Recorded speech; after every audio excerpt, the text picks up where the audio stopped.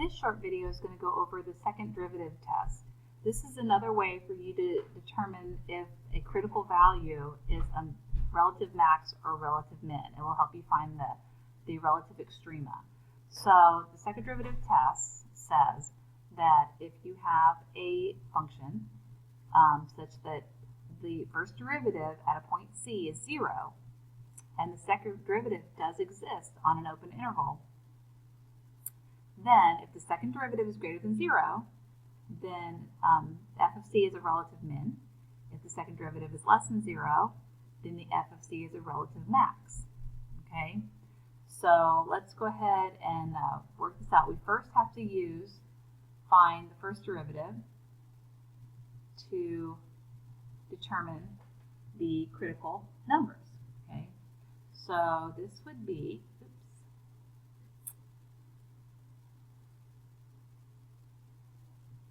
first derivative equals negative 15x to the fourth plus 15x squared. And we're going to set this equal to 0 and factor out a negative 15x squared, and we will be left with x squared minus 1. So if we factor this, x plus 1, x minus 1, looks like our critical numbers are 0, negative 1, and 1. Okay, so here are our critical values. We've got negative 1, 0, and 1. Okay, now we have to test these critical values in our second derivative. So I'm going to find the second derivative, do that in green. The second derivative is going to be negative 60 x to the third, okay, plus 30x, okay. Then we are going to I'm just going to factor out a negative 30x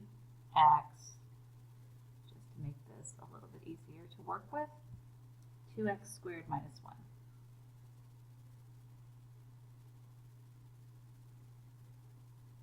Okay, there's our second derivative. So if I plug in a negative 1 here, I'm going to get a positive number multiplied, and a negative 1 here, multiplied by another positive number. So this is going to be positive right here. Okay. Now if I plug a 0 in, I'm going to get 0. So notice, okay, so I'm just going to I'm going to put 0 here. Notice that that's not positive or negative. Okay. So that is going to pose a question here, like what's going on with that? Okay, so let's plug in 1. When we plug in 1, I'm going to get a negative here. Okay, so if my second derivative is positive, according to the second derivative test, that means that this is going to be a relative minimum right here. And this one's going to be, because it's less than 0, a relative max.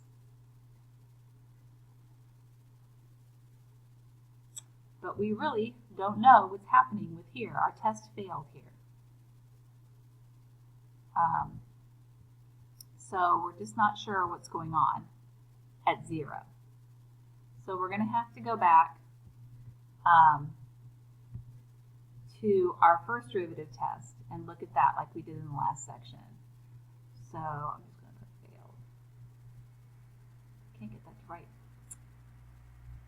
Okay, that's what I put this grid over here for. So the first derivative test, we had the interval.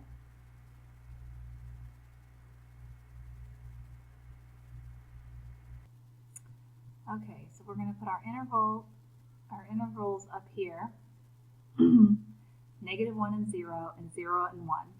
Okay, and then we're going to do our test values. So we have to pick a point in between negative 1 and 0, and one between 0 and 1. And then we're going to test these points in our first derivative. Because remember, we're doing the first derivative test instead of the second derivative test, because the second derivative test failed at 0. We couldn't determine, because this equaled 0, so we couldn't determine if it was positive or negative, which lets us know if it's a relative min or a max.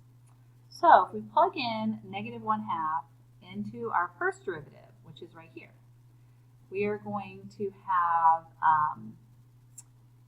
a negative number. It's going to be positive because it's to the 4th power. And this is going to be negative times a positive. So this will be negative and plus the positive. So if you calculate that out, it is going to be a positive number. Okay. If you plug in a 1/2, you are going to calculate this. This is going to be 1/2 raised to the 4th power, which is negative, and then go ahead. This is also going to be positive, okay? If you need some help on these are harder to do in your head. You're going to probably have to put them in your calculator.